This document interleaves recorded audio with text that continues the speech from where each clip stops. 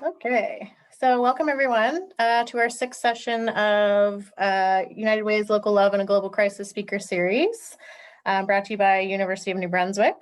And today we'll be discussing letting kids be kids during a pandemic. It's just a couple housekeeping items. If you're not speaking, please keep your mics on mute. This video is being recorded and live streamed to Facebook, so if you don't want your video to be on any of those, please turn your cameras off. If you do have any questions, please feel free to answer them put them in the chat box, and we'll do our best to answer them at the end of the session. I would also like to start with acknowledging the space we are in and the land that we are on in this beautiful region that we live and get to call home.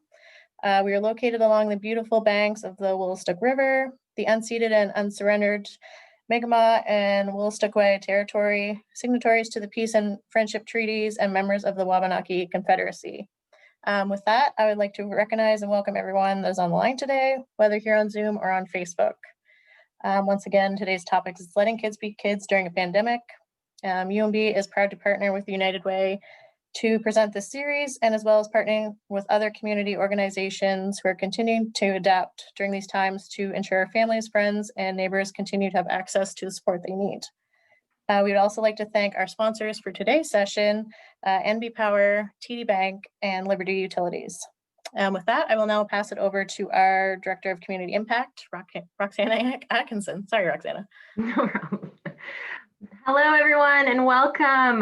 Welcome to everyone who's live right now with us, joining us, and welcome to anyone who might be listening to the recording afterwards. We're so happy that you're tuning in to our speaker series today. We have wonderful guest speakers today from 3 different agencies, and I'm so excited to introduce you. So here we go. I'll do the little round. And maybe I'll get them to wave so you know who they are. Amanda Audette.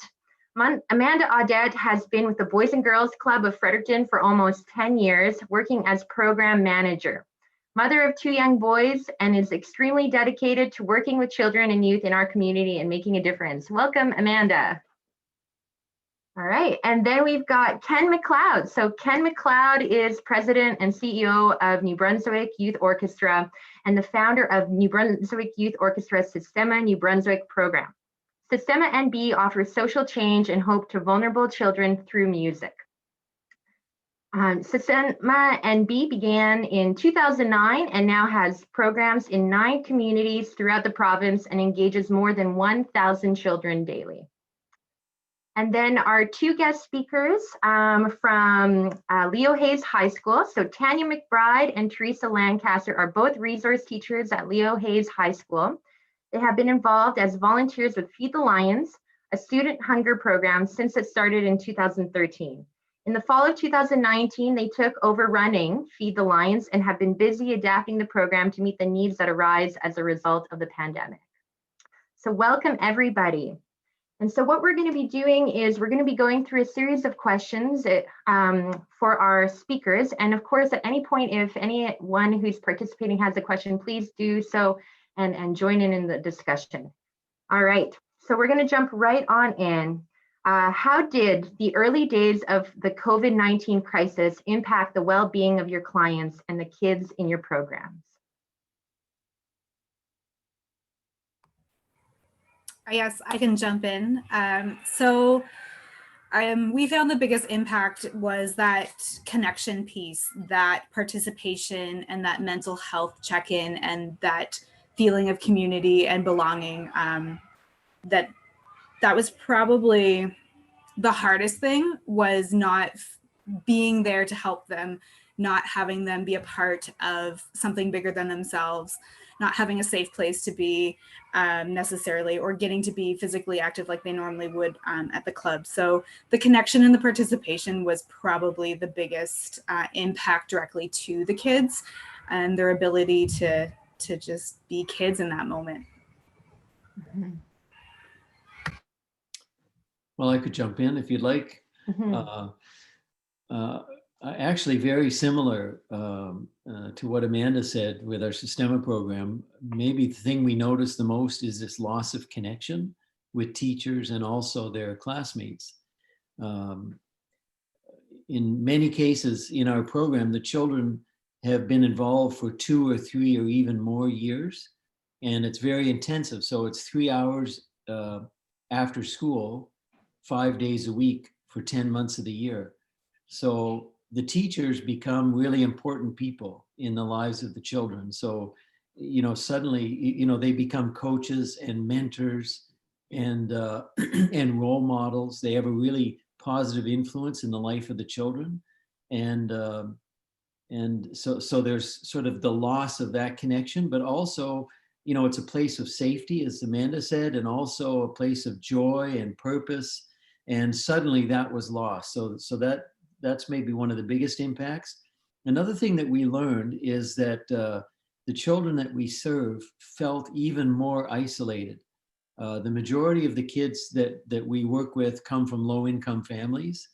And so isolation, the sense of isolation became even more magnified, I guess, from when you consider the challenges already faced by kids in low-income families, around things like addictions and nutrition and mental health and that kind of thing. So this sense of isolation, I think, it was even more acutely felt. Another loss was, the chance to have special occasions. We operate in trimesters, and at the end of each trimester, there's a performance event where kids can display their, what they've learned, the hard work and effort over that 3-month period. And, when things were canceled in March, all of that ended. So literally a week before opportunity to be in front of friends and parents and teachers and so on. So there's a sense of loss from that. So those are some of the things we've noticed. Mm-hmm. Thank you. Tanya and Teresa?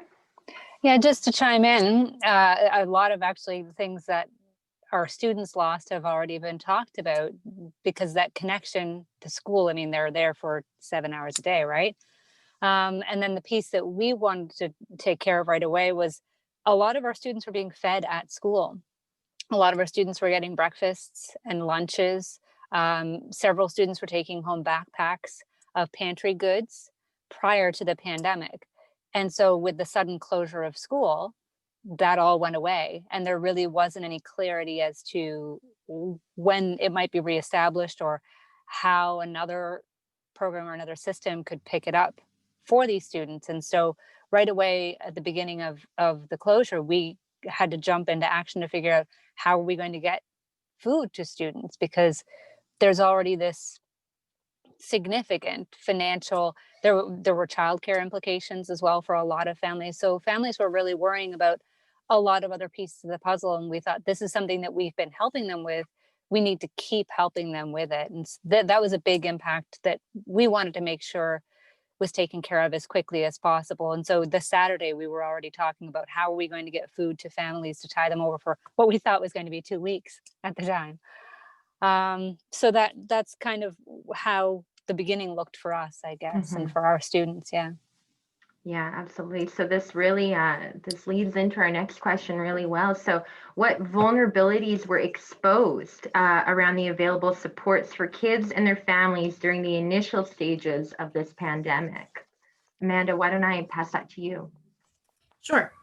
So for us, we noticed that the amount of need and changed, family situations changed. People who weren't relying on us for certain programs like breakfast or things like that, the numbers went up. We were finding a lot of families who were just making by before were now in a situation where they weren't okay, and parents weren't sure about jobs and job loss. So the demand for programming and the demand, well, not necessarily programming, but the demand for support went up.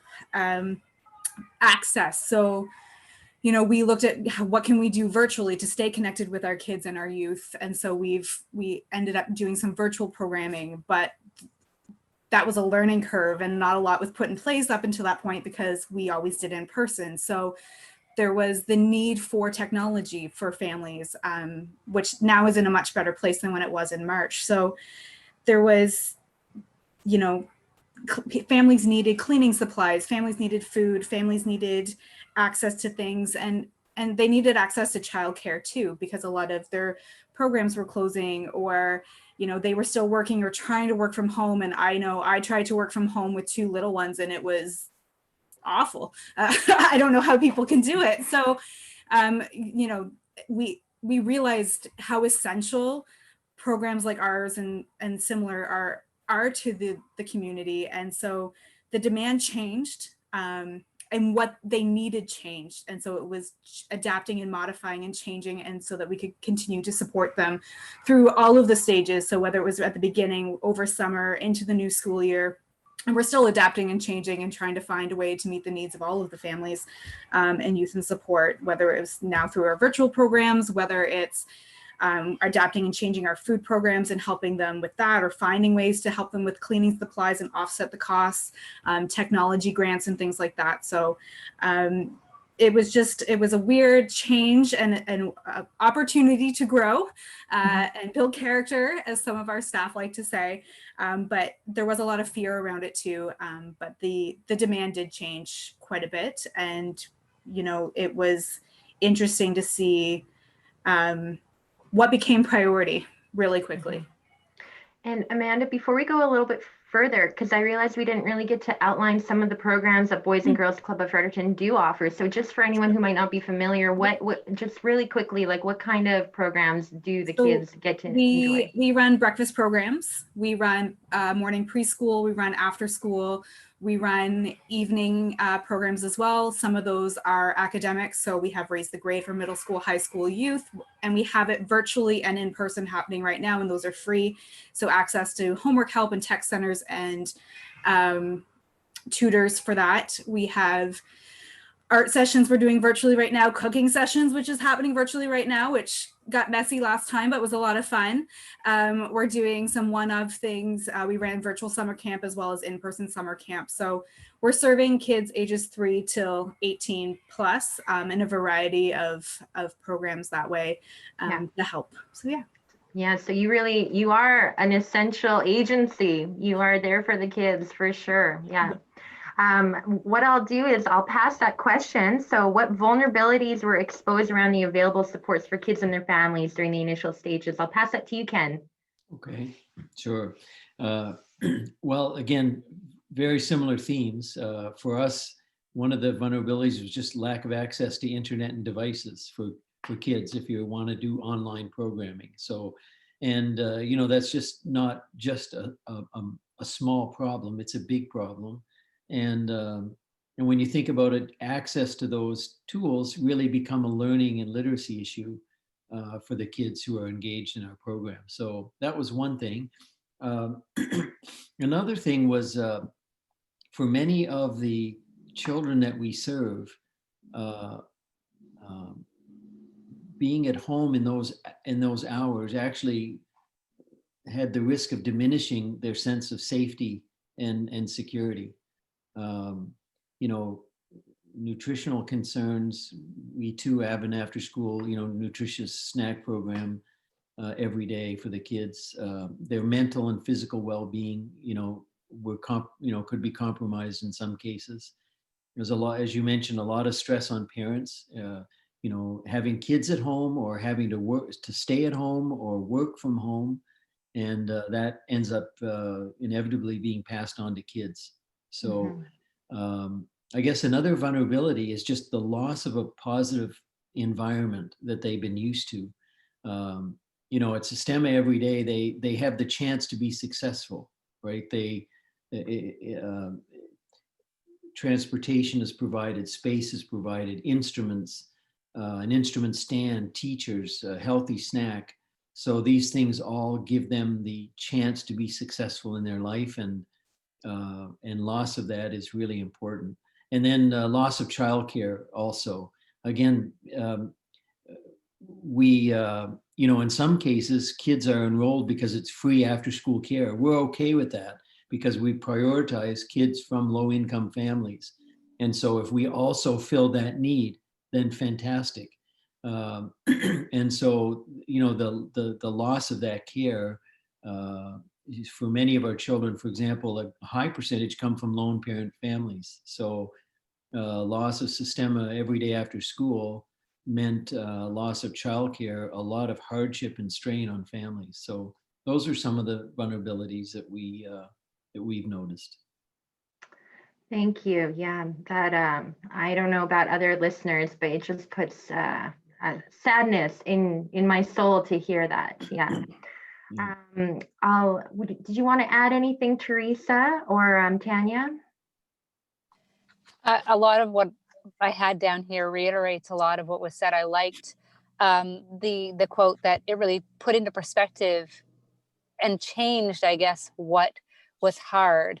But what was interesting was a big part of what we ended up doing, on top of giving food to lots of families and delivering it and providing the delivery, which was a big piece of it because they couldn't get to places to get it in a lot of cases.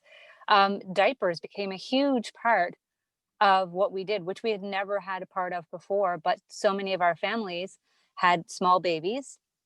And so they needed formula and they needed diapers and they needed baby food and that kind of thing, which was something we had not ventured into before and didn't expect to, but it was a need for our families, and it still is. It's something that we've kind of continued on as best we can with our program. Unexpected turns, I guess, was something we ran into, and there wasn't availability for that, I guess, through other programs.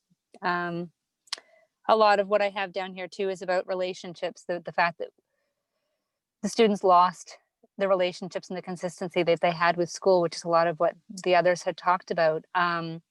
We were lucky that because we had staff members doing our food deliveries for us, some of those relationships were either built because these were teachers that these students didn't know, which was really special in and of itself, or maintained. Like I got to deliver to families and check in on students that I hadn't seen for months, which was special for us and seemed special for the kids. I got lots of waves and yelling from the door and that kind of thing. So that was clearly something they were missing.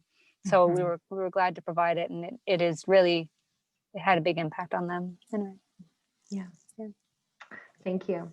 Thank you. So then, the need is so evident. So, and all of you pivoted. And so I'm wondering what innovations have been developed through your organizations and what is still challenging today.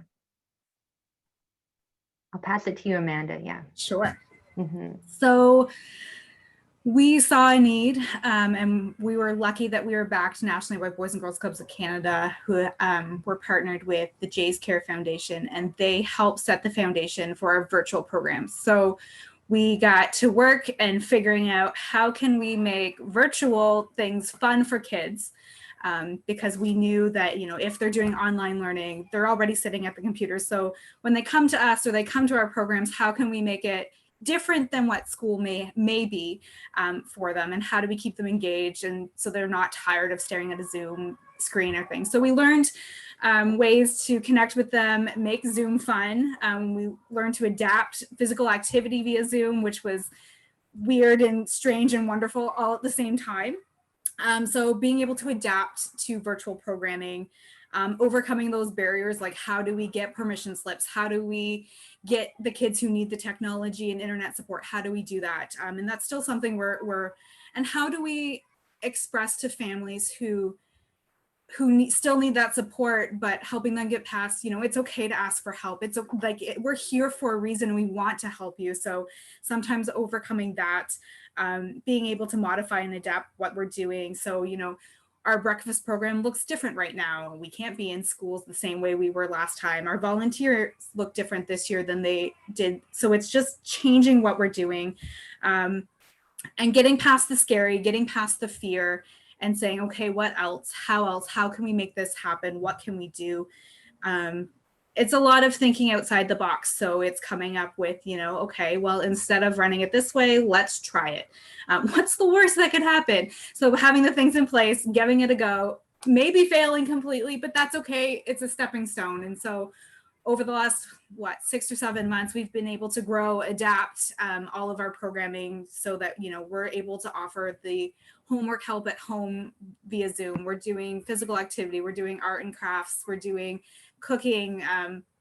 We're doing, game show things on Zoom and Dungeons and Dragons and like all kinds of just weird things and wonderful things that the kids want to do, so they have that connection piece. So it's just saying, okay, how else can we make this happen? And so the challenge is just to make sure that we're reaching the kids that we need to reach, and that they have access, and that they know they have access. We have things that could help them gain access. So it's just getting it out there and spreading the message. Great. Ken, what innovations were developed through your organization, and what is still challenging today? Yeah. Well, I guess one of the things as I look back that I'm really proud of our team is how quickly they adjusted to online programming. And so we have 58 teaching artists in our system. And by the way, shout out to Victor. I see he's online here. Victor is center director in Fredericton, and there's a team of 4 teaching artists there. And they're just doing an awesome job.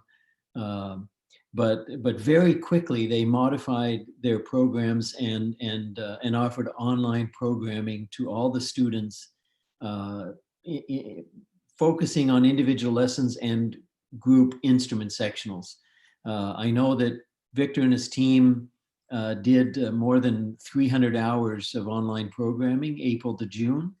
And they did 2 weeks of in-person summer camp, and then of course are back to in-person programming, albeit with some gaps when we turned to orange. But that was a big change, to adapt programming, to learn how to deliver it, how to keep kids engaged, and our focus, by the way, was very intentional, not just to hold the line in terms of kids learning and advancement of skills, but to keep that progressing in a positive way. So we were intentionally not content with simply holding the line, but we wanted to advance kids' engagement, learning, and skills over that period. And I think we've been successful doing that.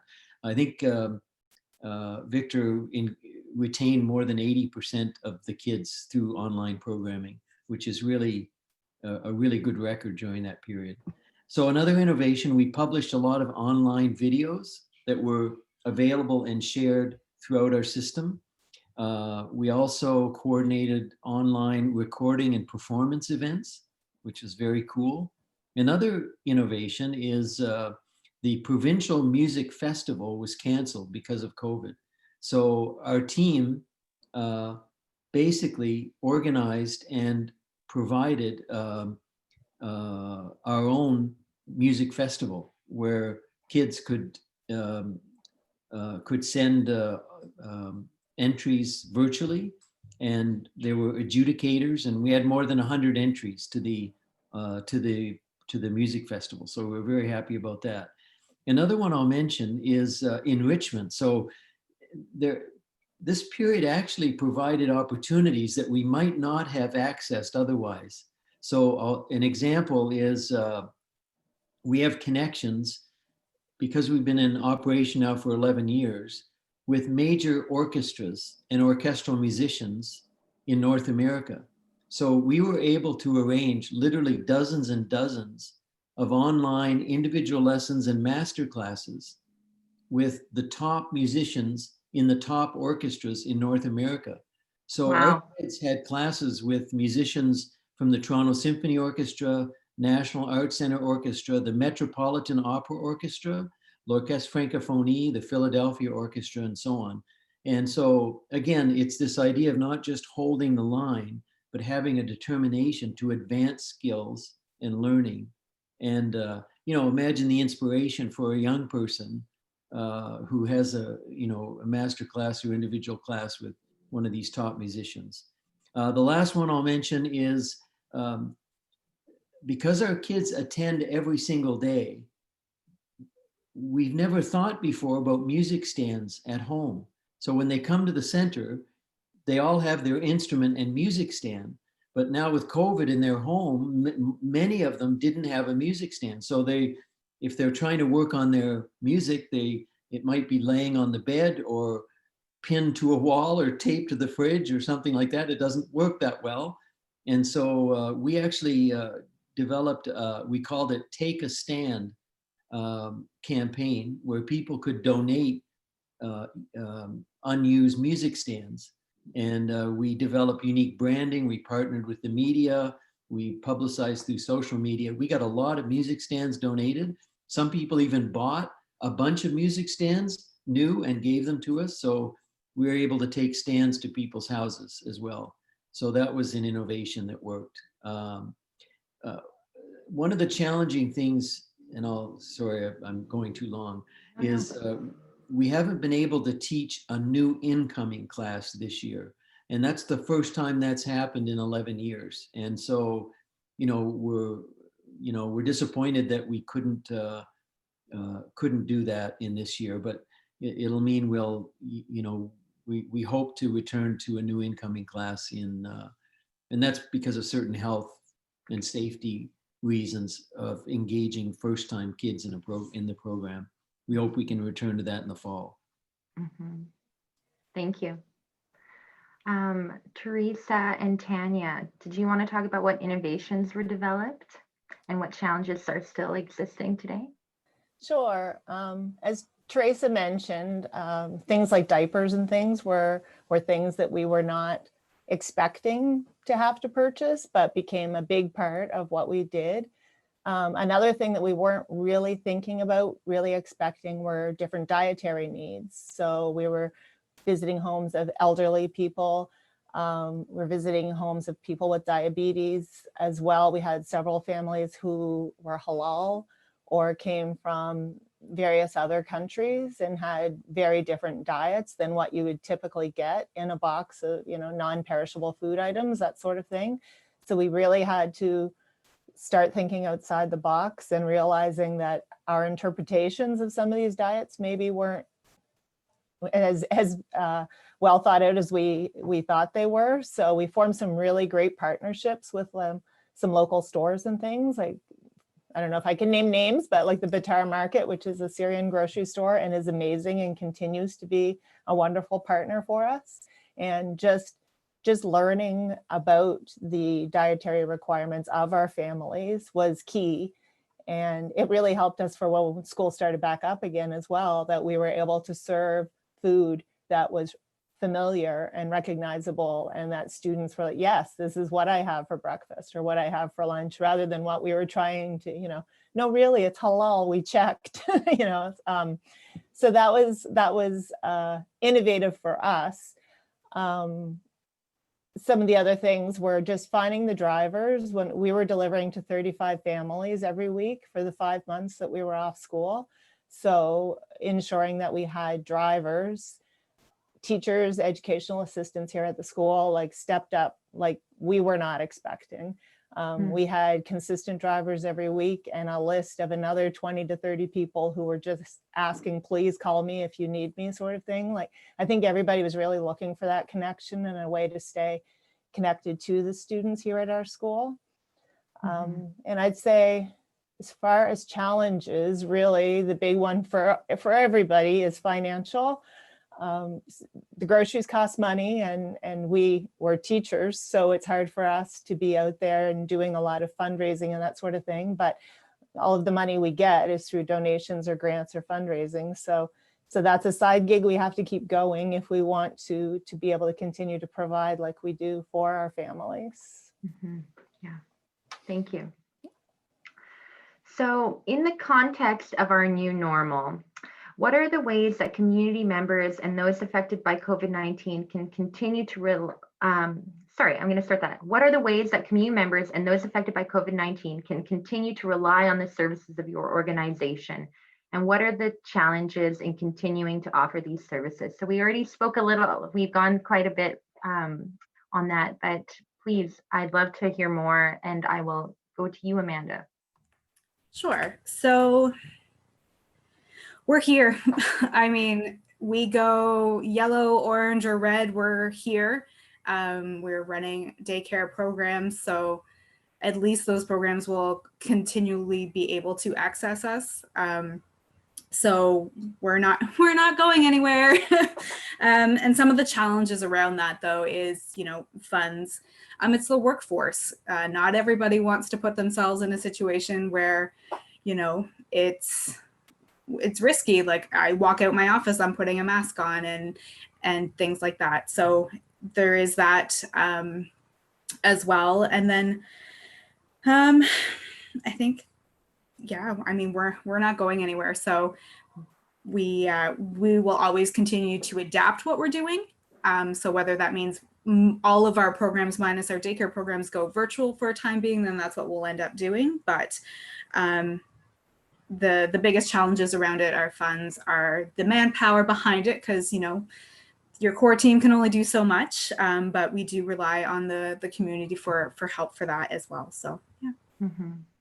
Did either of the other speakers want to add to that question? I could add just a couple of comments. Similarly, just, we're continuing programming. So it's in person when possible, and we're able to move quickly to online programming, when it turns to orange like it is now. I'd like to kind of give a shout out to partners that help make, that are really important in continuing to offer service and engage kids. For us, the district is a really key partner, and also principals and administrators and staff. So at Gibson Neal, there's just tremendous support and cooperation. They know the positive impact this has for kids, and they're doing literally everything they can to help continue to support our work with the kids in the school. So we're grateful for that. I would say that one of the challenges, just this yo-yo effect, this on again, off again, it's challenging, it's difficult. It does affect morale of kids and families and staff. So we have to work really, really hard at that in terms of encouraging and lifting up and supporting. So I think that's one of the challenges. For us, another challenge is loss of performance events. Performance events for kids are a strategic and important part of our program, because we're based on an intensive program, 3 hours a day, 5 days a week, 10 months of the year.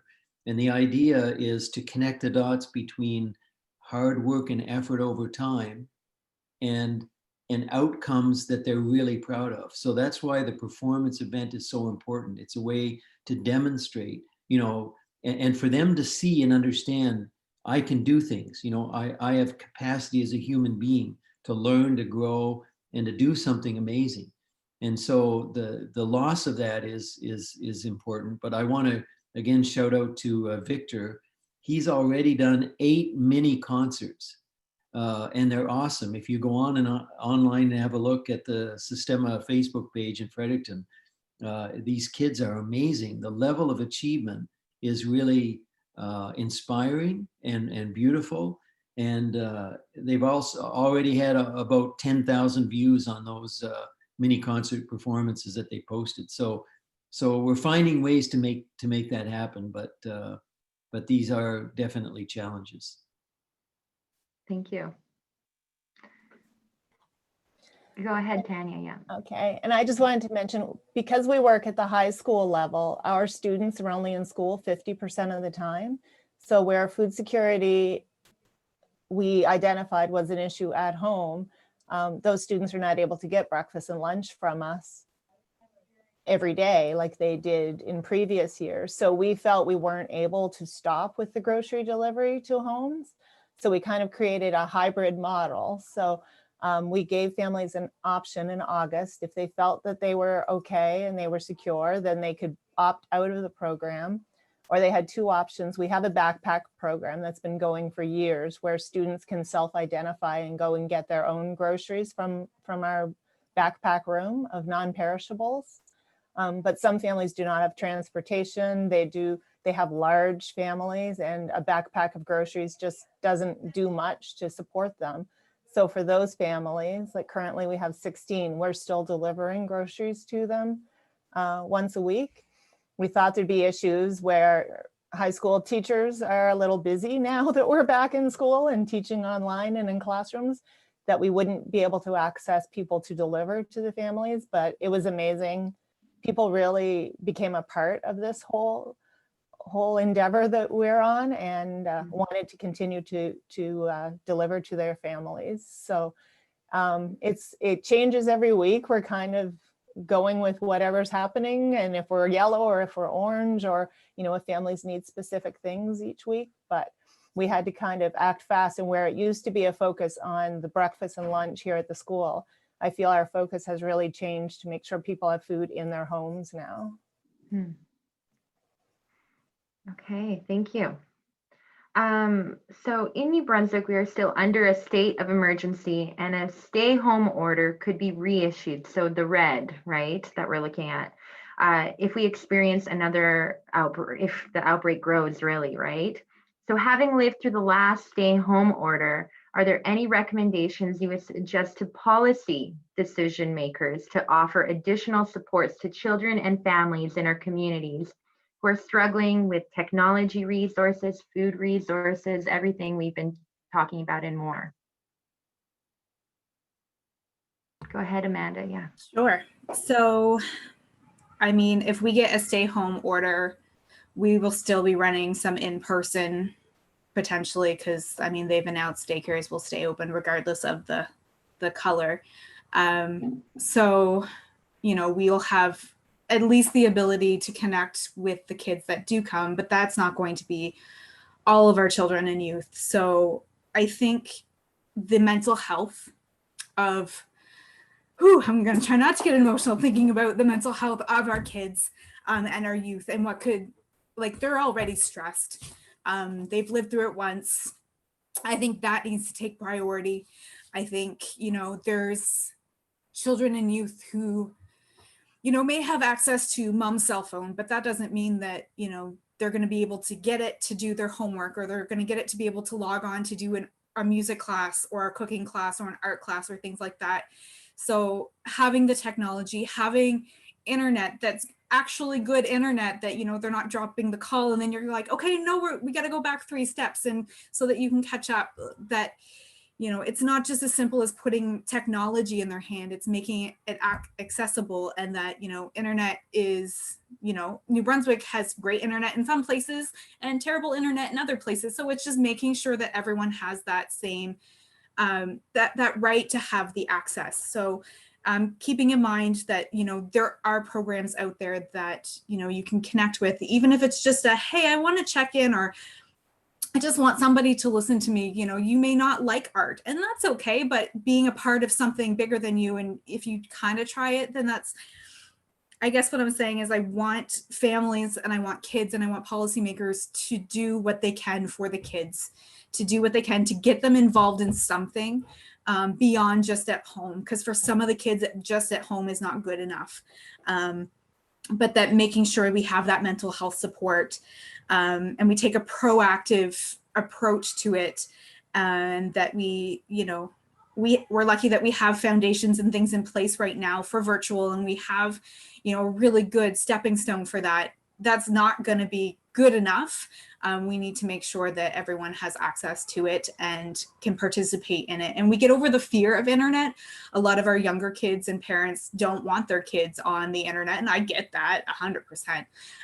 But, we have organizations who put a lot of policies and procedures and guidelines in place to make sure that, as much as, it's scary to be on the internet, the Zoom chat with, or the Zoom program is safe and secure, and we've done everything we possibly could, but don't let that be a barrier for your kid to participate. So I think that's for us anyway.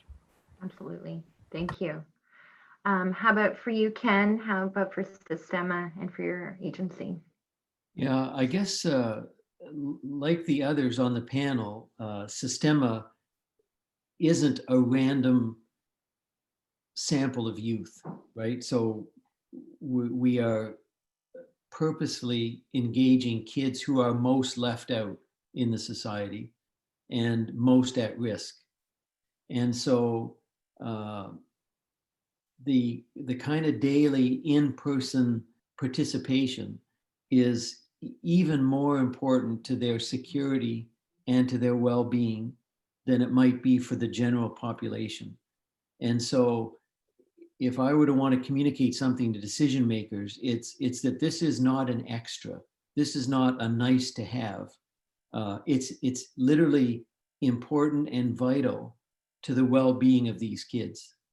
And so I think it's maybe an encouragement to better understand the contributions of charities and not-for-profits that are serving kids who are in at-risk situations.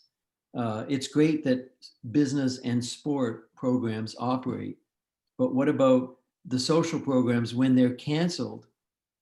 Literally leave underserved families without the resources they need to stay healthy. And so I guess it's just maybe more thinking about that and the importance of that. A really practical idea, and I've seen this in some other countries, where in terms of mental health, for example, senior leaders are having press conferences just for kids, right? And so, and maybe they're also engaging celebrities. They're finding ways to connect and inform and encourage and support. And I think that might be an idea that would be beneficial also. A couple of suggestions. I'm just going to add really quick. I heard on the radio today a parent whose kid was in Sistema, and they were talking about the potentially expanding the winter break, and they said, "What about my kid and after school classes and how much stress that added to them?" So yeah, thank you for sharing that. Tanya and Teresa. I was listening to Ken, and I connecting with a lot of what he's saying. I think that one thing that we definitely saw was that there were a lot of overlapping needs, because the community he's talking about is the community that we're helping as well. It was bigger by the end of the pandemic than it had been at the beginning, but it was kids who already had a lot in the way of needs. They already had homes that were struggling with for a variety of reasons. And it wasn't, we provided the food, we provided the wave from the road, but there were other needs that were there too. And the idea that I would love to see, because I found myself reaching out to other organizations when I realized a family needed something. We found ourselves reaching out to other organizations, which was great. We had the ability to do it, but it would be wonderful if more of us were connected from the outset, so that we were already communicating like we're doing right now, which is great, so that I knew who to connect a family to if they needed something I didn't have access to or wasn't part of what I could do. Because I think families struggled in a lot of different ways. And if they had a person they were already connected to who could help connect them to other things they needed, I think that might have made a big difference for some of our kids, for their mental health, for their food needs, which was something we were taking care of, but in all capacities, having access to childcare that you knew was going to be reliable, which wasn't always a thing. So I would just love to see more of us connected, so that if this happens again, we can connect our families to people who can help them with things that we can't necessarily. And I will add to that. So definitely that internal knowledge building amongst is so important. One thing that United Way has with Government of Canada has launched all across Canada. It was in other provinces, but just came now officially to New Brunswick, is our 211 service. So I don't know if you've heard of that, but you're right. That is that's up to the person to call 211, which is fabulous. It's like 811 and 911, an easy 3-digit number that people can call if they're looking for connection to supports to help any area of their life. So whether it is around access to food or access to employment or any sort of financial supports, they can call 211. So I do want to just put a plug in there, but it still leaves that question of, like, when you're in contact with someone, how do you know about those services that you can link them to? But there is that 211 that you can refer people to. But you're right, it's about us all growing as a community and understanding what supports are out there. And that's I know COVID-19 has really highlighted what what the needs are, and also where we can turn people to, and making sure that that they are connected to a support that will follow through is so pivotal right now. Yeah. So the next question, so what steps can the broader community take to support your agency and the health of their family members, friends, and neighbors? I'll pass it. We're going in the same order. I guess I'm going to pass it to you, Amanda. Sure. So, I mean, the biggest thing is word of mouth.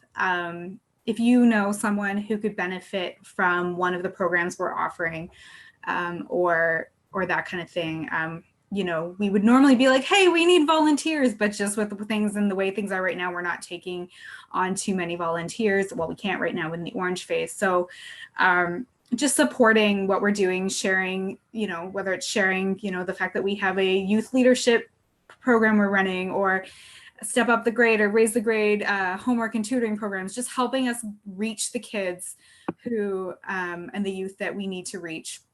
So whether that's, you know,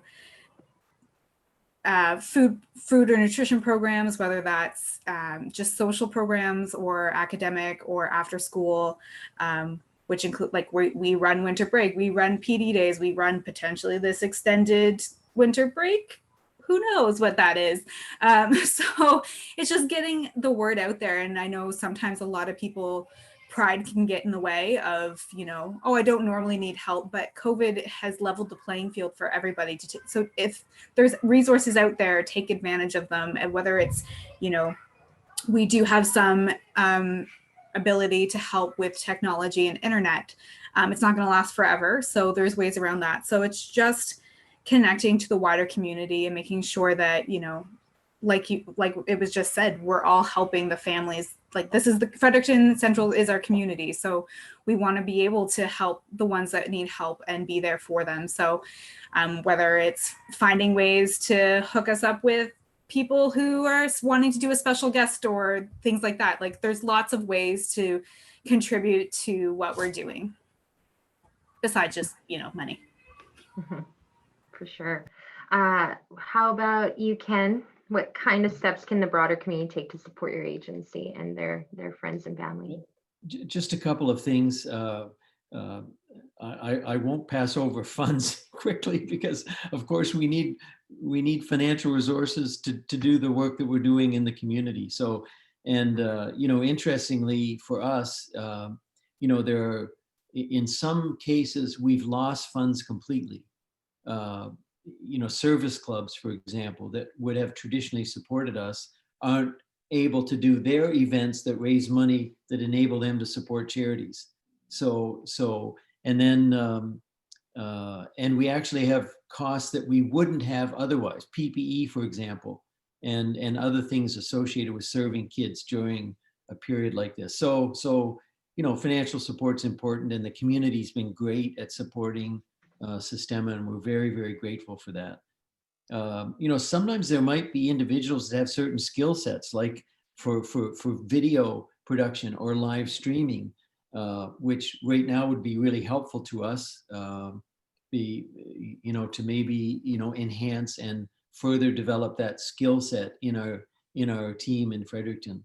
Do you mind if I just throw it out to Victor, since he's online? Victor, how you know, how can the community help out? Don't mean to put you on the spot, but are there other ways the community can help out the work that you're doing every day there in Fredericton? Hello, everyone. Well, we have found great support from community. Families are very grateful.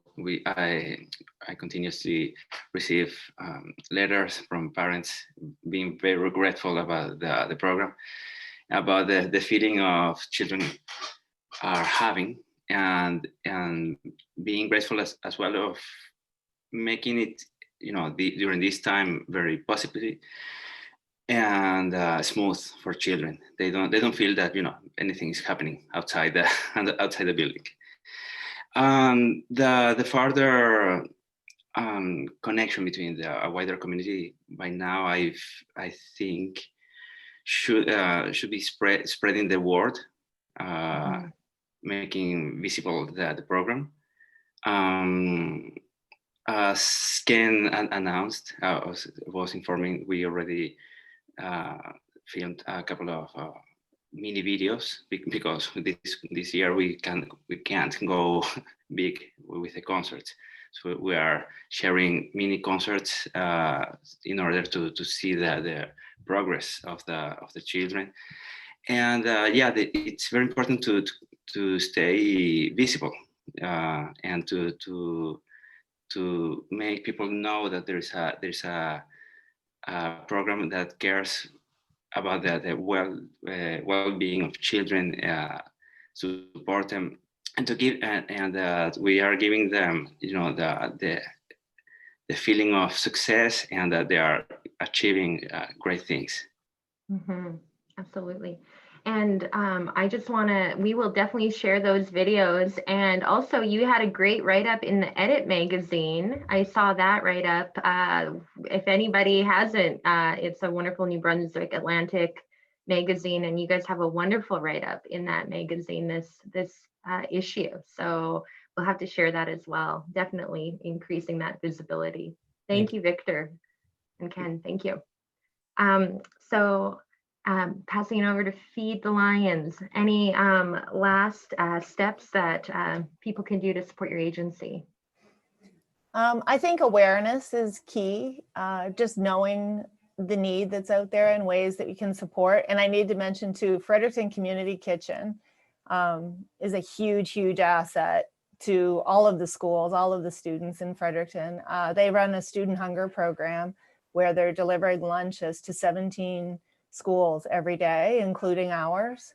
And they also do run a backpack program. I'm not sure if they go to all elementary and middle schools, but they do deliver backpacks to some local schools as well. If schools do not have backpacks programs, I would strongly encourage, I think lunches at school are provided to anyone who needs it here in Fredericton at this point, thanks to the student hunger program at the community kitchen.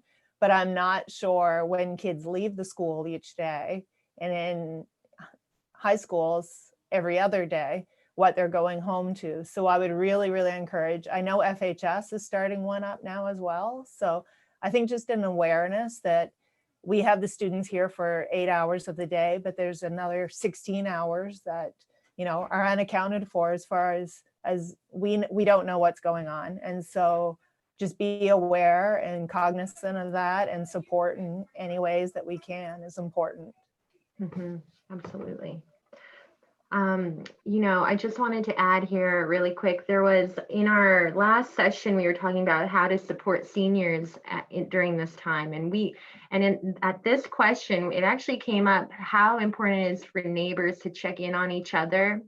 And the power, it can be a big step for a family to connect with a charity or an agency. And the ones that are connected, that's fabulous.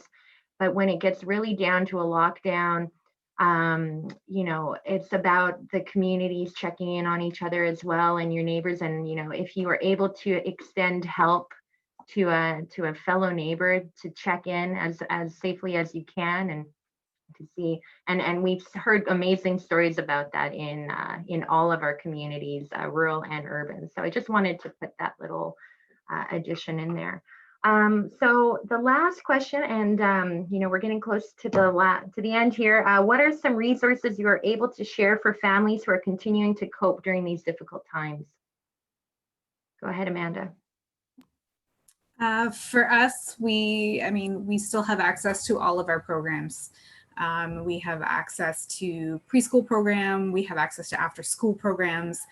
There's our virtual programs as well. And then there's our on-site evening programs.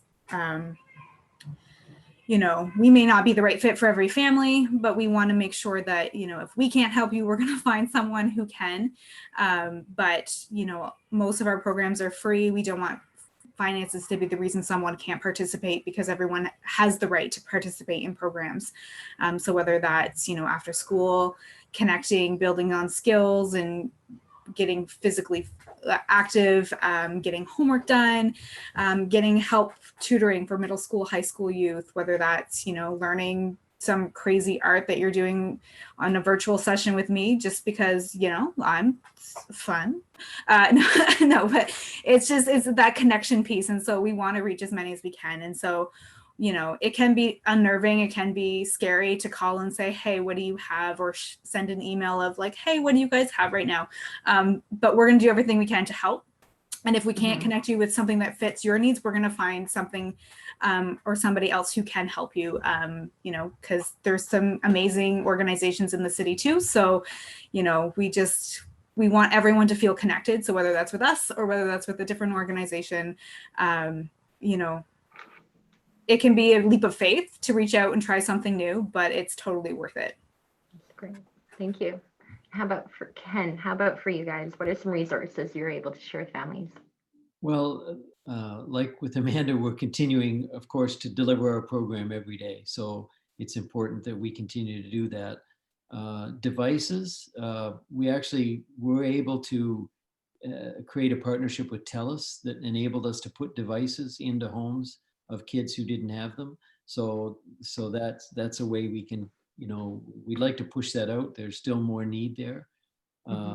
You mentioned, and I just wanted to pick up on this idea about, you know, checking in and touching base with people. It might be a neighbor. One of the silver linings for us is, you know, when schools closed, in many cases, instruments got locked in the schools, and it took us a while to get access. But then teaching artists loaded their truck or their car with instruments and made visits to every single home. And they left the case with the instrument on the doorstep, and the student came out and they're jumping and happy, and there's an interaction with the parents and the families. And so, you know, the silver lining is, you know, more connection and relationship. And that's really important. The last thing I might mention, something that you probably all already know about, but is new for us, and that is mental health first aid training. And we now have had a third of our staff team go through that. It's a certificate program and provided through Canadian Mental Health Association. And it's really worthwhile. It's good both for our team who have increased stress and pressure and, you know, their own struggles because of the circumstances we're in, and the stress that comes from the situations they're dealing with every day. So for both our staff and to help our staff in dealing with the kids and families, we're going to eventually make sure all of our staff on the front lines receive that training. But it's really worthwhile and valuable. That's fabulous. And over to you, Tanya and Teresa. So what are some resources you're able to share for families who are continuing to cope during these difficult times? And I know we've mentioned it, but would you like to add anything else? Well, I guess, like we said, we're continuing to provide food for families. We're always we accepted a new family this morning. Like, if families, especially this time of year at Christmas, money is tight for everybody. And so we're starting to see our numbers go up again of people reaching out and asking for a little bit of help. Right now we're doing a big fundraiser because we want to provide big Christmas baskets. There's at least 2 weeks of Christmas holidays, maybe more, coming up. And so we want to make sure that we can do a big delivery of groceries to try to sustain over however long we're out. Hopefully it won't be a long time, but just an awareness that we're here and that people can reach out, and all we need is an address of where they live and we can get food to them. So. Okay, that's great. Thank you so much. Kate, I'll pass it to you if there's any last questions. I know we're kind of running out of time, but I'll pass it on. No, we didn't have any questions. So I will just wrap up, and thank you all so much for your time today and your insights. And I know you guys are all doing amazing work, and we think of you all the time. And I know some of you are going above and beyond your normal duties to make sure kids and families are taken care of. So thank you very much. I did get teary-eyed during this, so thank you so much for your work.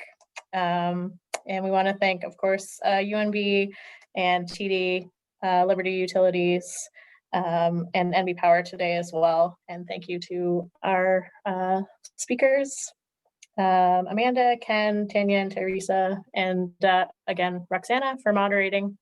So thank you very much, everyone, and have a great day.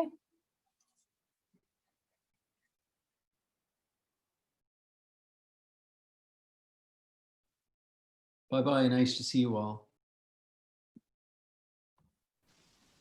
Thank you, guys. Thanks for inviting us.